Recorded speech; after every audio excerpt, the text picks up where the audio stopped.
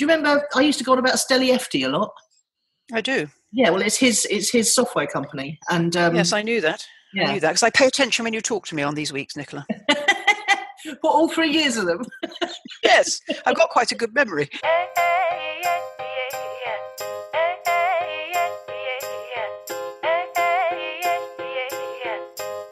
Welcome to Own It, Your Business and Your Life, with Nicola Cairncross and Judith Morgan. In this podcast, we're going to cover everything you need to embrace to become a successful entrepreneur, marketing, money, and much, much more. How to create a business doing just what you love. How to own it, your business and your life. This one will be fast, funny, feisty, and very lively. So sit back and enjoy the show.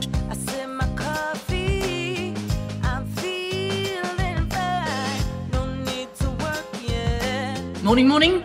How are you? All right. How are you? I'm very well. It's absolutely glorious here today. Good. I've got Quite nice here. I've got all weathers, actually. I've got sunshine, blue sky, white fluffy clouds, quite a bit of wind. Overnight there was rain. I've got all weathers in one day. 24-hour period. Yes. Do you know that song by Crowded House? Shall we sing that? No. You could put a little snippet in here. All weathers in one day. It's one of my favourites. Stormy weather at 57 Mount Pleasant Street. Well, it's the same room, but everything's different. You can fight the sleep. Since you've turned into a pop and rock music fan, you could share a little snippet here. Oh, no, I know. The whole player thing. I'm sure I got. Yeah, you've turned into a weirdo. I have. And Harry Styles. Yes, that was rock, wasn't it? Definitely. Why are you showing me this funny screen? Oh, I don't know. It was just funny. Because you distracted me with talk of music and weather. Well, there you go. Yes, and singing. Yeah, and weather. Yeah. It caught me. Oh, that's better. Yeah, I know. Grand Canyon, USA on Momentum. Yeah, lovely. I haven't been. Have you been? I have been to the Grand Canyon, yes. I've flown over it in a helicopter. I've been dropped off at the bottom and been to a rodeo farm. And and I've also driven through Sedona, which looks awfully like that as well. So. Oh, yeah, Sedona's lovely. What are you like in a helicopter?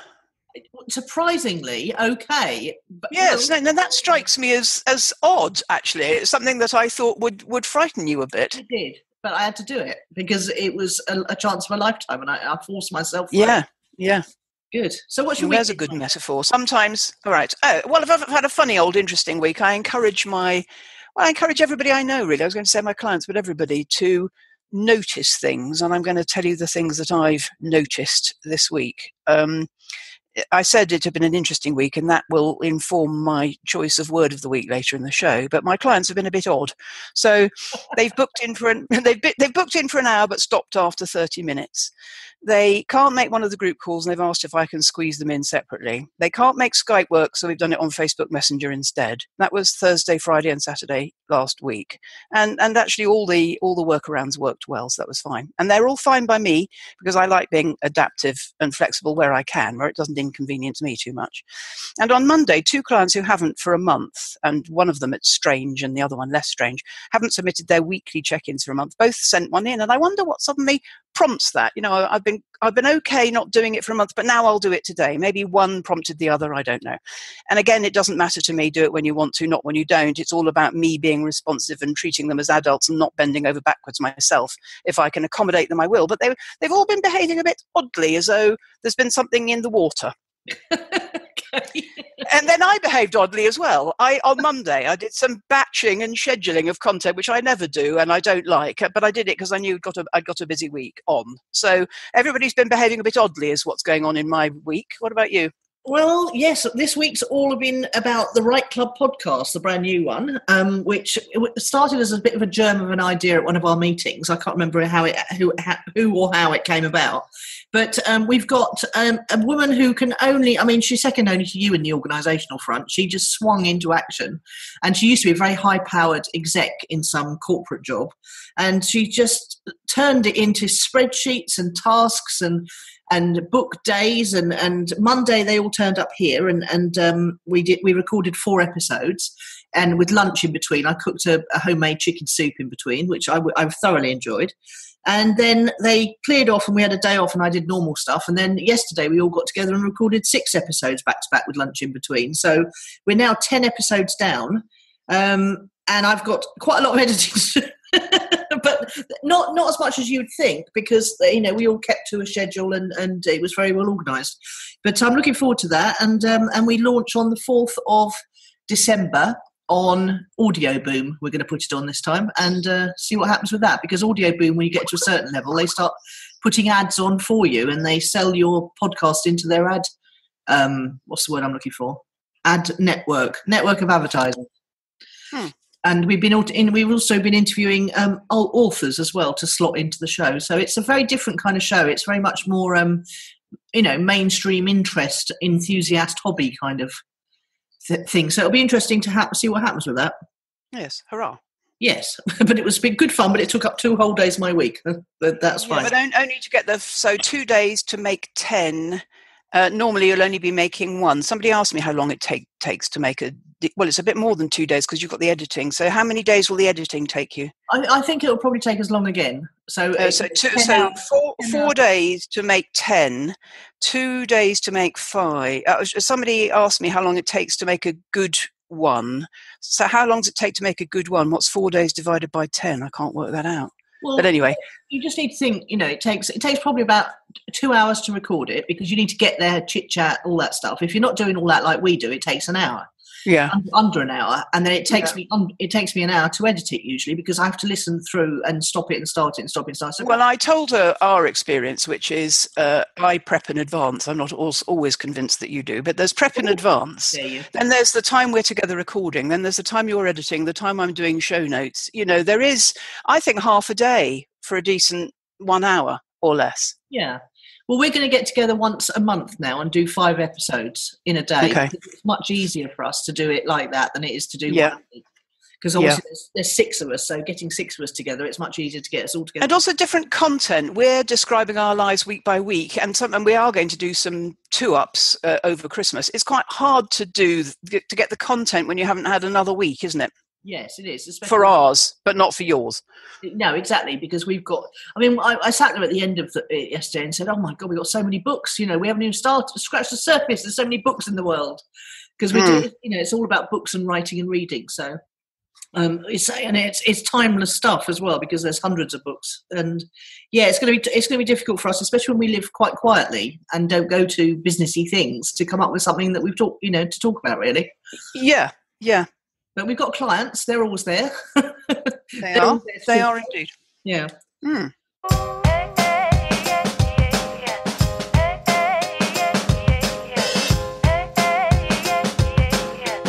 What's fueled your fire then?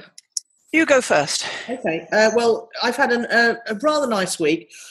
I woke up and opened one eye and looked at my phone to find that 2 people had signed up for my Clicks and Leads workshop. What am I talking about? Not even the Clicks and Leads workshop, but Clicks and Leads Academy overnight. And one of them was a referral from someone who wanted Facebook ads but realised she couldn't afford it.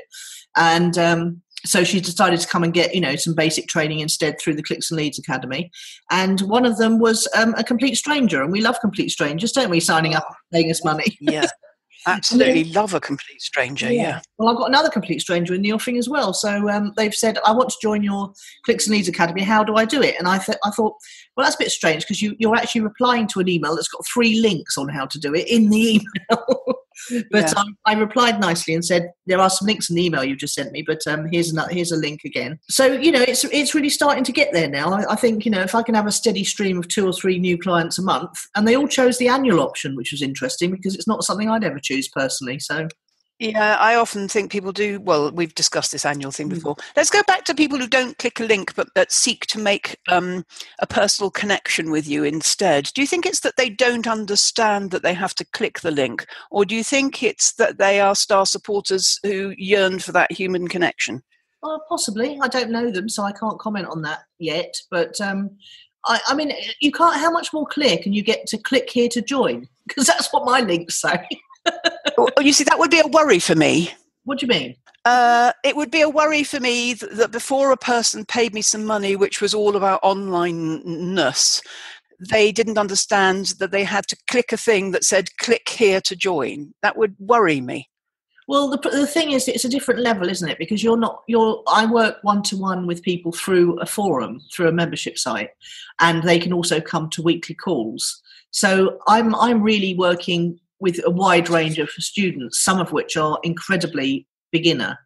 And I like working with beginners. I don't mind that at all. So I'm very happy to gently educate them through, and if they make the commitment to join, that they know, especially if they're going to join for a year, then I'm very happy to make the commitment to help ease them through the levels gently. Yes, I'm certainly not worried about, and actually the couple of times it's happened in my life where people couldn't download Skype, so we had to do something else instead. And another one who couldn't book herself that couldn't book themselves into my online diary, didn't really understand the tech of that. Both of those boded ill, but turned out to work very well when I actually found a way to speak to them. So it isn't necessarily a foregone conclusion, but no, I do worry about what it means when somebody sees the words that say click here to join, but doesn't. They've emailed you instead and say, or contact you instead and say, how can I join? That is something that would make a little red flag. No, nothing more than that. Wouldn't mean I wouldn't take them on. It would just make me think, what?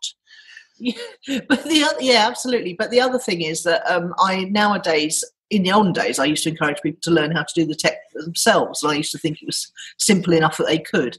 Nowadays, it is so slow and painful when people try and do the tech themselves. So I'm actually quite keen on someone who is, high-powered, high-flying, fast mover, happy to outsource it all, doesn't want to learn how it all works. We're not sure that that's what this means yet, somebody who can't click. I'll let you know. I hope you're right, Nicola. Well, put it this way, they haven't clicked the other link I sent them either, so... No, weird. You see, weird. That's making small alarm bells ring for me. I think what it means is that they want more reassurance. I think there's hesitation, which isn't necessarily a bad thing. No, absolutely. And the other big news, of course, is that Kate Cocker, my 12-week... She's just had the biggest contact. Someone really, really huge is giving her work now, and he's come ready sold because he's been watching her little tips on LinkedIn and Facebook and everything. And she said, I'm actually astonished that this person spends any time on Facebook at all. But he said that it's, the tips that she's been sharing are the kind of things he says to his presenters all the time. So he's bringing her in to coach his presenters, and it's one of the biggest radio station networks in the country. And hilariously enough, he said to her, do you know anyone here? And she said, well, yes, my husband's one of your evening presenters. But he came to her specific, without any nepotism or without any knowledge that her husband already worked. Yes. I tell you what I like about that story. Well, 2 points, really. We'll do the like one first, and then I've got a question to ask you. I love the assumption that everybody makes. I'm astonished, Kate said, that he spends any time at all on Facebook. And one of my clients, Alison, told me a story where she met a man last week who thinks his clients aren't on Facebook. I mean, think again, people. Yeah. Facebook only connects the entire world. And Alison was pleased to see the chap experimenting on Monday morning with Facebook. And Kate was pleasantly surprised that this person is so huge, quote unquote, that he spends any time on Facebook. I mean, anybody with their finger on the pulse would be a muppet not to spend some time on Facebook, wouldn't they? Anyone with any family is obviously spending time on Facebook because it's the best way to keep up with your family all around the world, isn't it? Well, not for me. None of my family are on it. But let's go back to the other point I wanted to make, which is Kate, my 12-week client. Holy shit, if you guys haven't been at this at 15 to 18 weeks already, it must have gone way beyond 12 weeks. Where are we? But that's because she's been very busy, and she made a fantastic documentary for Radio 1 Extra about creativity and kids coming out of care. I listened to it on Sunday, and it moved me very much. It was very, very, anyway, just to think about these children who nobody loves them and they live in institutions. It's very sad. But then it is awful. Yeah, it is. It's awful. But it was a very good documentary, very fast moving, lots of good, lovely, upstanding examples and positivity. So she had to take 3 weeks out for that. She's been to Stupa twice for a week. It's a 12-week challenge that, you are correct, has dragged on a bit. We've got 2 more weeks of recording our meetings every week. And also the other thing is that I've been so busy on occasions that I haven't been able to get up the content in a week, so I've just let it run. And the good news is that all of it she says it's so fantastic. She's never had an email list before like this. So she says it's so wonderful that she knows even when she's busy and when I'm busy, her marketing is rolling on regardless. And she's getting so many leads coming through, people emailing her out of the blue. They're not even going through the marketing funnel necessarily. They're just emailing her out of the blue saying, I saw your tips on LinkedIn and it reminded me of you. And how do you fancy doing this? So she says it's very reassuring to know her marketing's happening despite her. Yes, and I think two things there. One is that you like and respect her a lot. And secondly, you were busy. Because if those two things hadn't obtained, it would have been really annoying that a person on a 12-week challenge took 18 weeks to complete it. Yes. But, I've got other clients who I went to see in April and May on, the dinner and a day thing. And then I walked away from them and they had a 1-year plan, a 12-week plan. And then they did absolutely nothing for several weeks because life got in the way.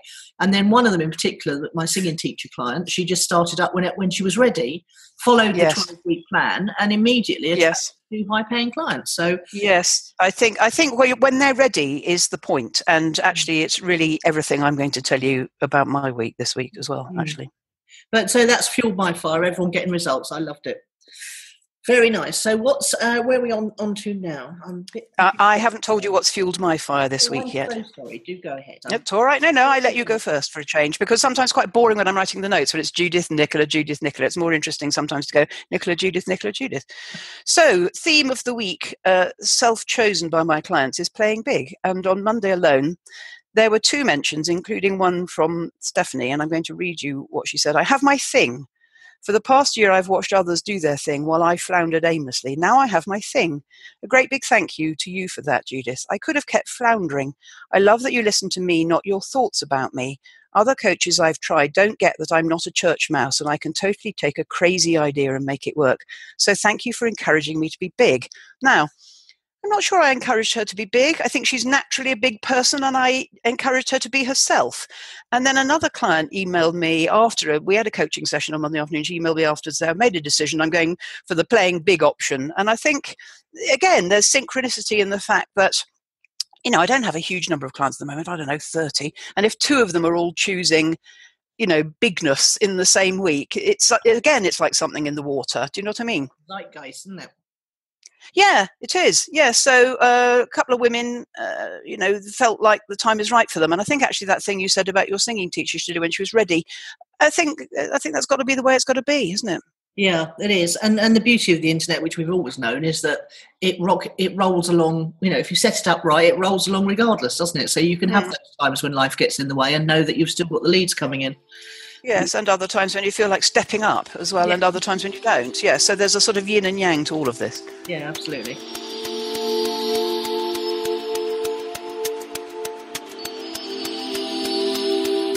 Here at Own It, we personally believe that leaders are readers, but sometimes it's just not convenient to read and you'd rather listen instead. For listeners of Own It the podcast, Audible is offering a free audiobook download with a free 30-day trial to give you the opportunity to check out their service. A couple of titles we've picked out for you particularly are Lean In by Sheryl Sandberg or Crush It, Why Now is the Time to Cash In on Your Passion by Gary Vaynerchuk. To download your free audiobook today, go to audibletrial.com/ownit. Again, that's audibletrial.com/ownit for your free audiobook. You can pick one of the ones I've chosen for you, or you can choose something else. Enjoy your listen.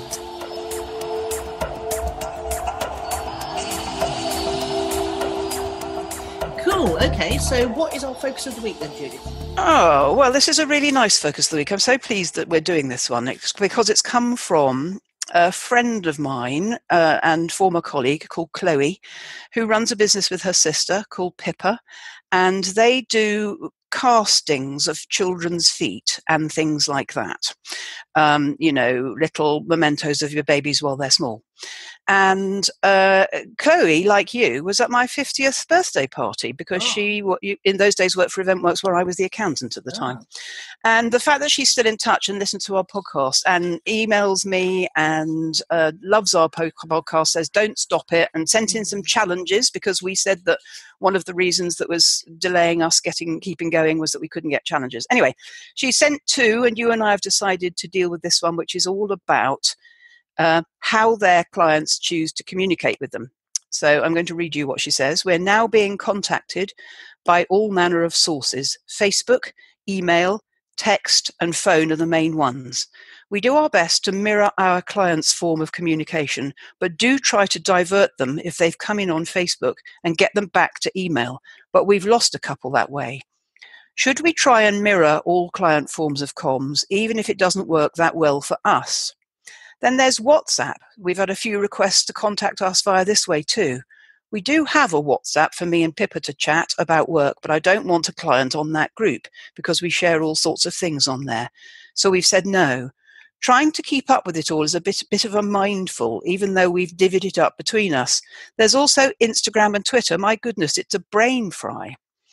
And then I replied saying, yes, I do think we have to mirror, but we'll come back to that. And she goes, I think on the mirroring, we may need to up our game a bit to keep up with our younger clients. Now, Chloe is, not old. She's at least 10 years younger than me, probably more.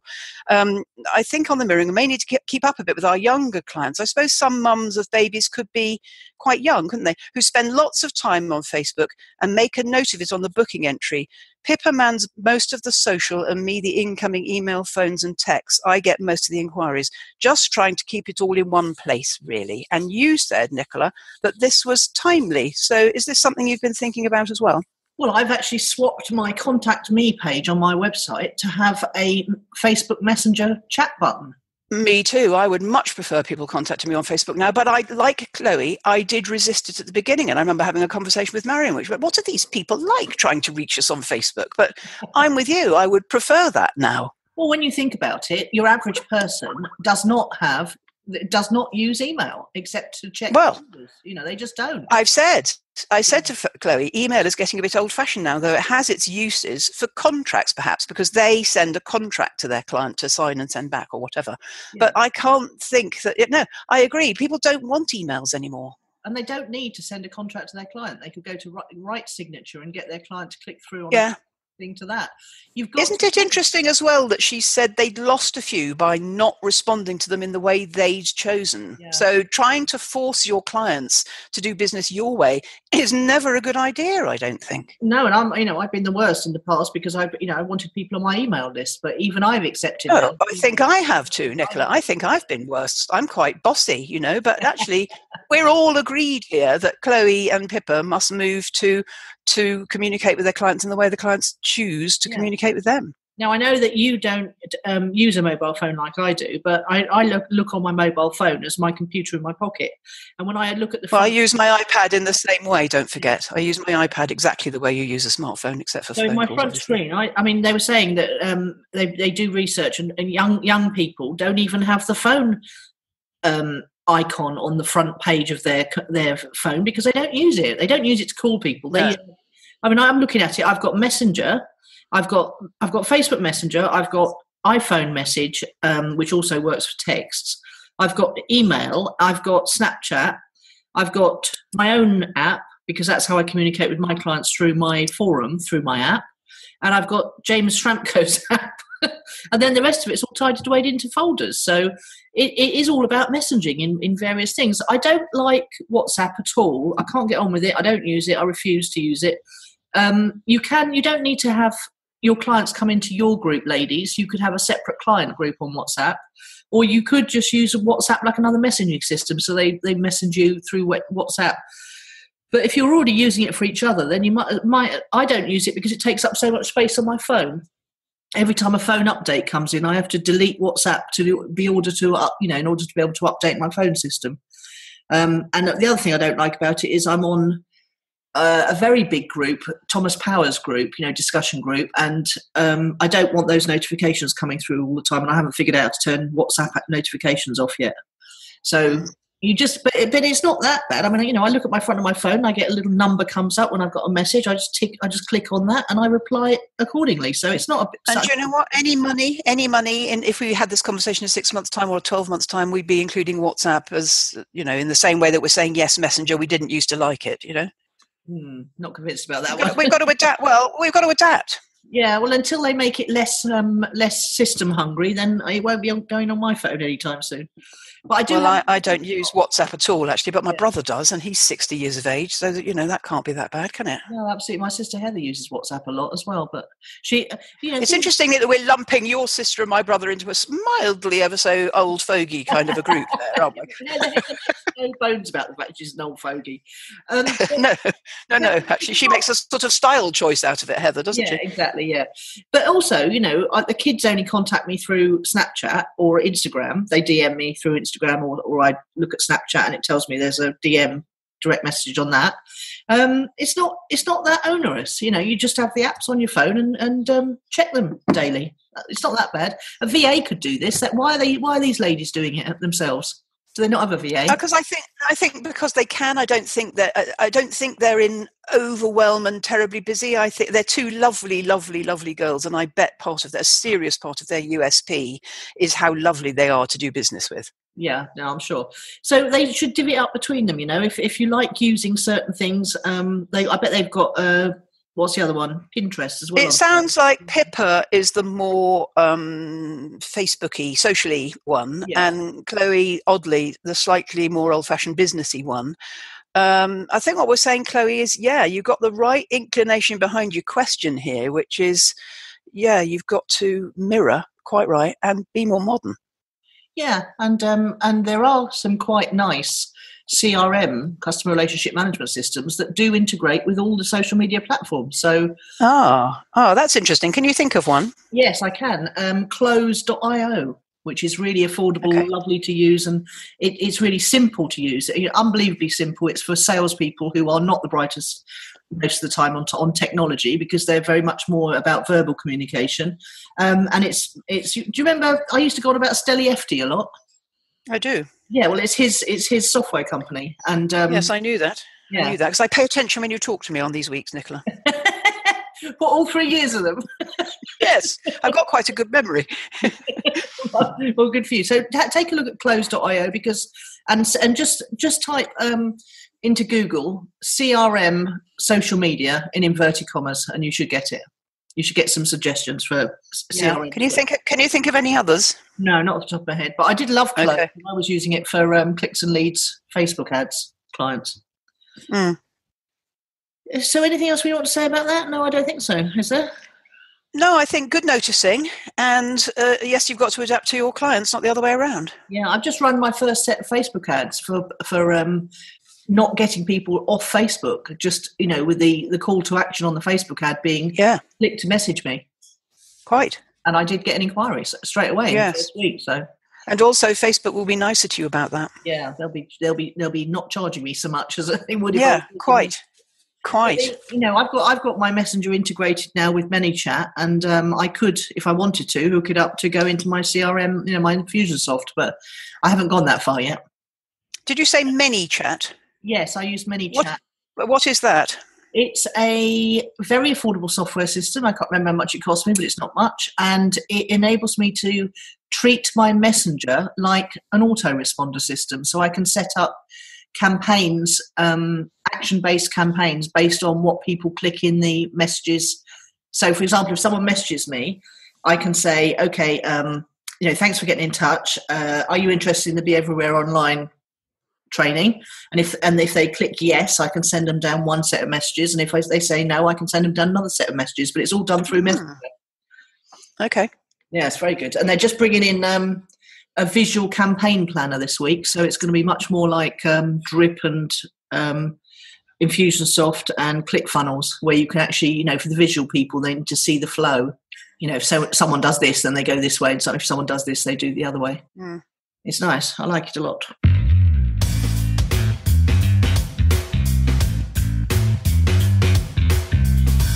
Okay, so we're on to Word of the Week then. Yes, well, not surprisingly, given what I've told you in the foregoing 3 sections, mine is bespoke, because I'm feeling very inclined at the moment, and I think I'd chosen this word before we decided to work on Chloe's challenge, but I'm feeling very inclined at the moment to adapt to my clients, not the other way around. Oh, that's a biggie. Well, I think I've always been it, but just right this red hot second, maybe acknowledging an awareness of people changing. I think this idea that we've had historically about ramming them into a program, I'm such an early a spotter of early signs. I think what I'm saying is I don't think my clients want that anymore. More and more people are going for pay what you want in either fortnightly or regular chunks, because it's just me and them. I don't know what it means yet. So often I say here, I don't know what it means yet. I'm just flagging up that people like to be treated individually, not whatever the opposite is. Yeah. See, my issue is I just can't function like that. I need to know what I'm supposed to be doing at any day. It's a completely different model, I think. You don't speak to them one-to-one like I do. It's weird. I am thinking of launching a mastermind level where they get a call a month. But I just know I'm hesitating because I know that I'm not good at being in the right place at the right time. Yeah.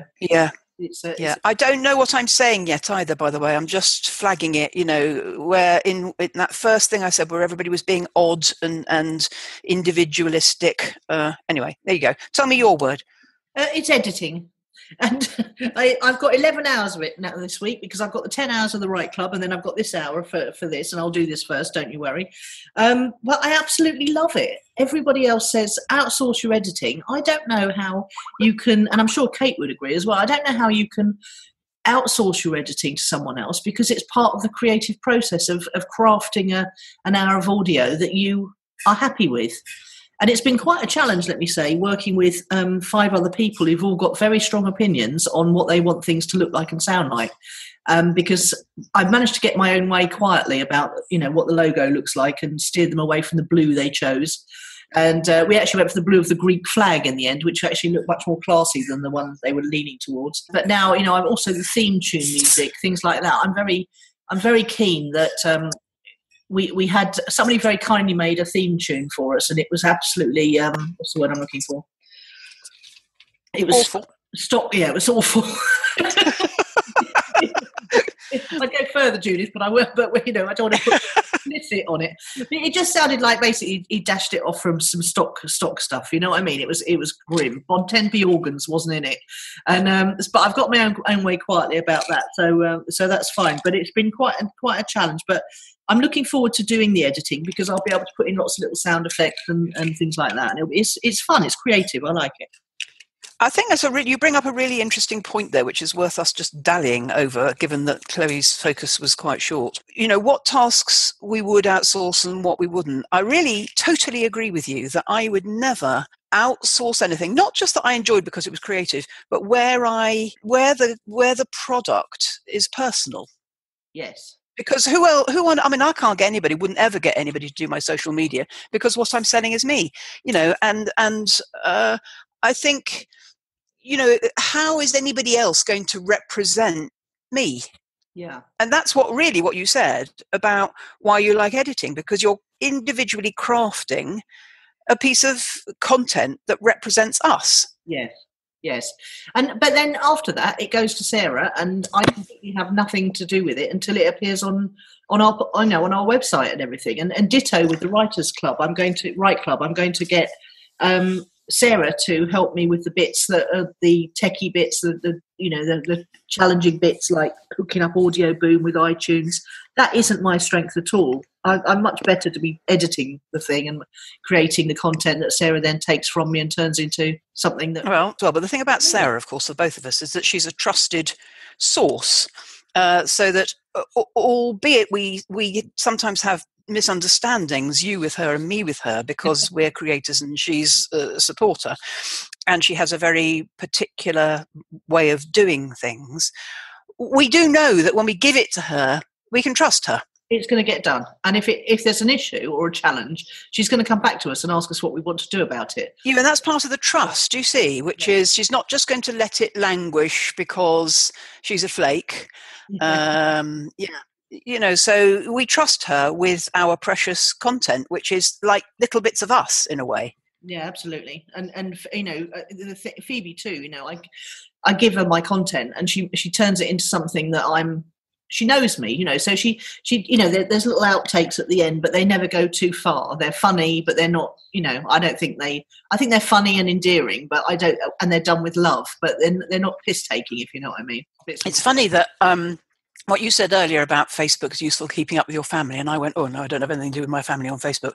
Largely their choice, because they've got proper jobs and they're not allowed to be on Facebook. But it's interesting that you trust your family to outsource to, and again, I trust your family to outsource to, and there's nobody in my family I could outsource to. So there's a very funny family thing going on there. Oh my God! Did you see the pre-Raphaelite video? I did have a little bit of a squint at it, laughing all the way at the thought of you in that makeup and hair. But I couldn't watch it all the way through, obviously, because it's a video, but I saw enough of it to see what was going on. Yeah, it was nicely filmed, wasn't it? I think that's one of our best ones so far. And I think they did a good job. All of the team, whether either side of the camera, did a good job, I thought. Yeah, but it honestly, I've listened back to the start of last week's show a few times because it was just so funny the way you reacted to it. It was very funny. And let me ask you this. I know you shared the video. Can you remember off the top of your head what the business is called that does the pre-Raphaelite makeovers? No, I can't off the top of my head. Okay. But if you go to... Okay. I might get you to send me a link because we talked about it last week and this week and we haven't put it in the show notes, which might be a bit annoying. Phoebe's Film and Edit on Facebook. That's the name of her page. Yeah, I think we want to credit the pre-Raphaelite business. Yeah, it's I can't remember what it's called now. Do they have their own URL or anything, do you know? I'm not sure.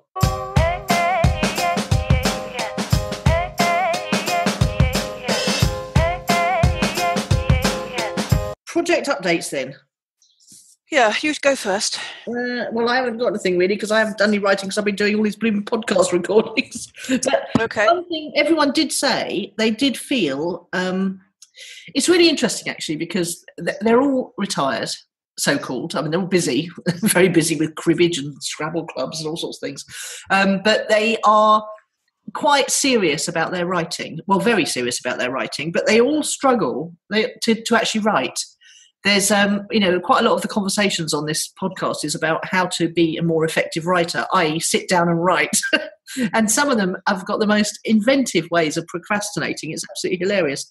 But whereas I just sit down, I made them laugh because I was telling them about the whole, getting a short story accepted by Daphne and the fact that I dashed off one before I realised that it was didn't fit the brief. And they were like, oh God, if only I could get up in the morning and dash off 2 short stories. I thought, well, you just do it. You sit down at the computer and you write. So yeah, I've got to get back to planning my scenes and my story arc and then start writing. I've only done 2 chapters and I need to write more rather than plan more. That's it on my project. What about you? I was thinking while you were talking, and I'll try and find it. There's a famous quote about writers and about the muse being much more likely to show up if you do. And I can't remember whether it's by Somerset Maugham or Ernest Hemingway. And I was trying to Google it while you were talking, which is why there was a gap at the end of you speaking to put it in there. But never mind. One of my clients shared it with me about 2 or 3 weeks ago. Right. Okay. Mine's about writing a book as well. We might have to shift genre soon and talk about book writing all the time. So the man that's writing my foreword, he sent me a message on Monday. Well, he sent me a message toward the end of last week saying I'm about halfway through and I've just given myself a bad back. On Monday morning, he sent me a message. I was reading your book this morning from the prone position, about halfway through. About halfway through. You've got a really great style there and it's making me really think, which was nice. And I noticed in myself a strange thing. And I'm going to, in the next section, Who or What's Impressed, I'm going to completely contradict myself, which is my favourite thing at the moment, actually. But I noticed there was one thing left that I could have done, and I kept thinking, well, there's no point in doing that until John delivers his foreword. I noticed I was avoided making some final touches to the Word doc, which I could have done in anticipation of the foreword, so that when the foreword came in, all I had to do was slot it in and send it off to the man. Instead, I just kept postponing it, so it was in last week's diary, it was in Monday's diary, it was, I'll put it on Friday, which is my day off. I kept moving it, thinking, this is quite an odd thing for me, by the way, it's sort of procrastination. I kept thinking, I'll do it when John delivers, there's no point in me doing it now. But actually, the real Judith prepares in advance, so that what you do is you're waiting on John, you slot it in, you send it off to the man. But I just noticed myself being a bit weird, and in the next section, I'm going to tell you something completely different.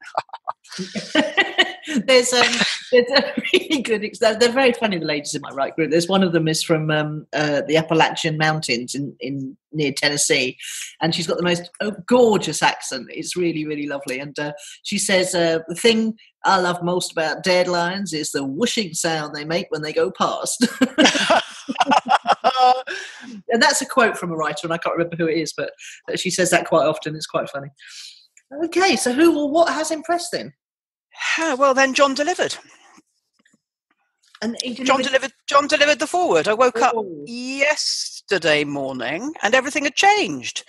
The forward was delivered, 450 perfect words, which I'm going to read you a snippet off in a minute.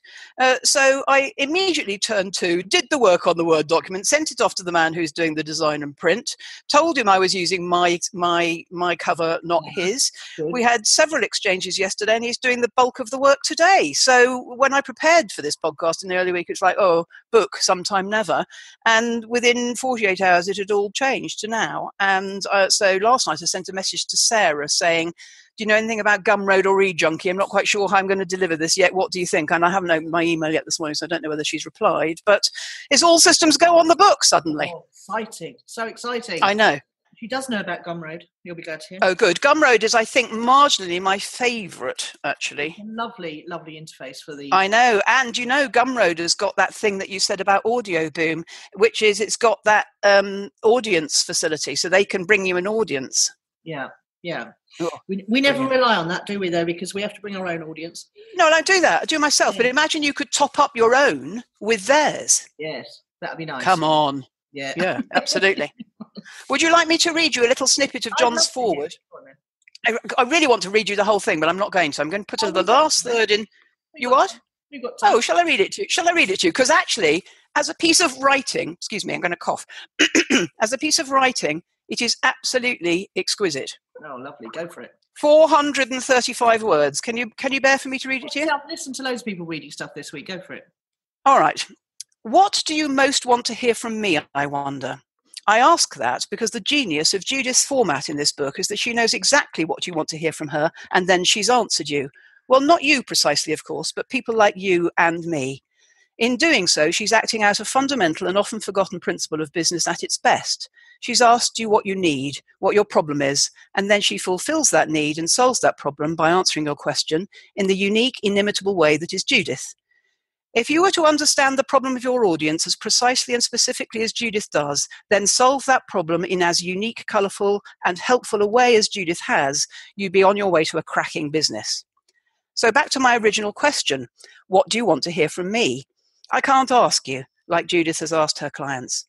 I'm not going to do any research. I'm Mr. Oh, sorry, Nicola, there's a rude word here because his business has got a rude word. I'm Mr. Do you think I do any research? So I have to guess. And my guess is this.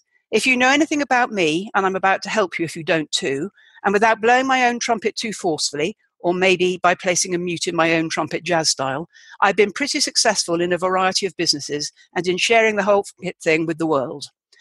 So you might be thinking that I wouldn't be asking these questions, but I am.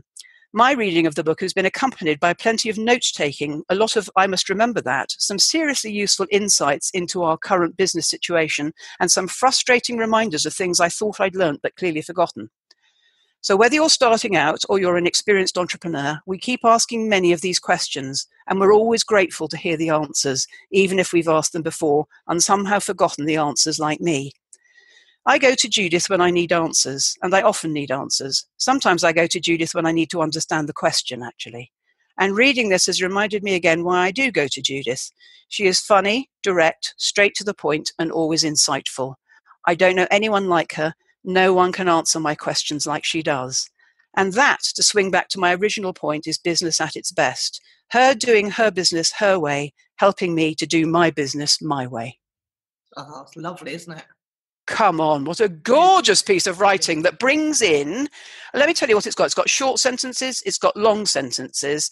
It bigs him up, it bigs me up, it bigs the reader up. It ends on the title of my book. I mean, I've got goosebumps. It is, no wonder he makes enormous sums of money as a writer. It's just fabulous writing. It's 400 words. It does the job. Can you imagine that? I mean, it would have taken me about 4,000 to do as good a piece. And you know that quote about writing, which is, I wish I had chance to write. I wish I had longer to write to you, because then I could write shorter or something. Yeah. I mean, that was worth waiting from the 12th of October to the 20th of November for, because it's so perfect. It is perfect. It's lovely. I bet you got goosebumps and then blubbed. Oh, well, he said you can change anything you like. I said, I'm not going to change a word. It's absolutely perfect. You haven't asked the question about whether you blubbed or not, though. No, I didn't blub, actually, but I tell you what I did. It reminded me why I asked him, because I knew he'd do it perfectly. And it did everything I wanted without me briefing him. And I was just happy when it arrived that I can now finish off my book. Yeah. Very nice. Well, I can't wait to read your book. So the little snippets you've been sharing have been whetting my Yeah, well, I don't need to do snippets much longer, but I will, obviously.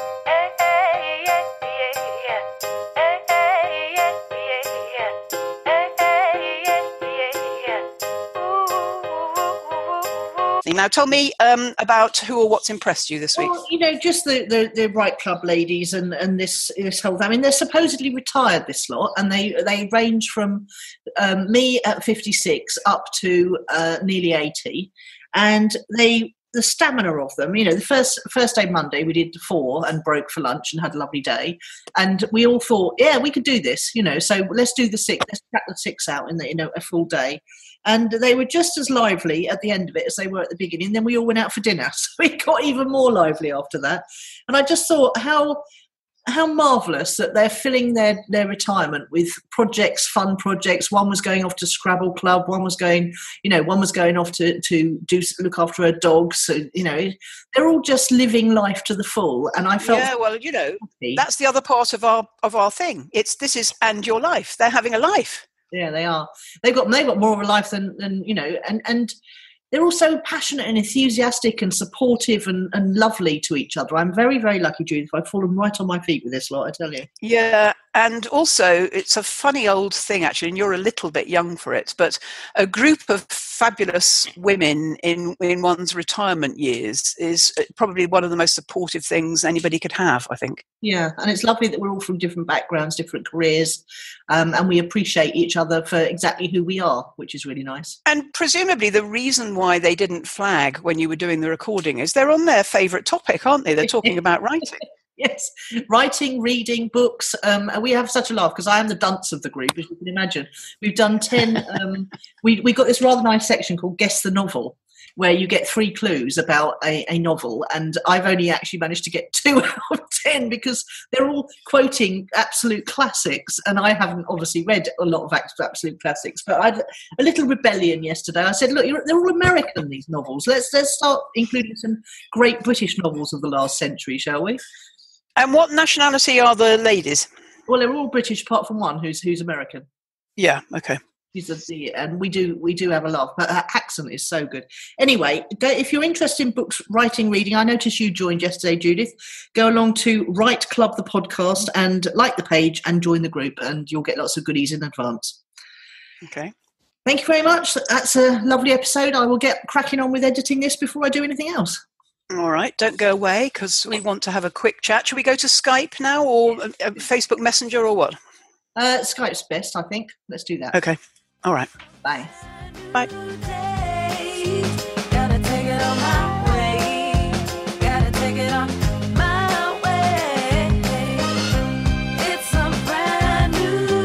You've been listening to Nicola Cairncross and Judith Morgan. The podcast is called Own It, Your Business and Your Life.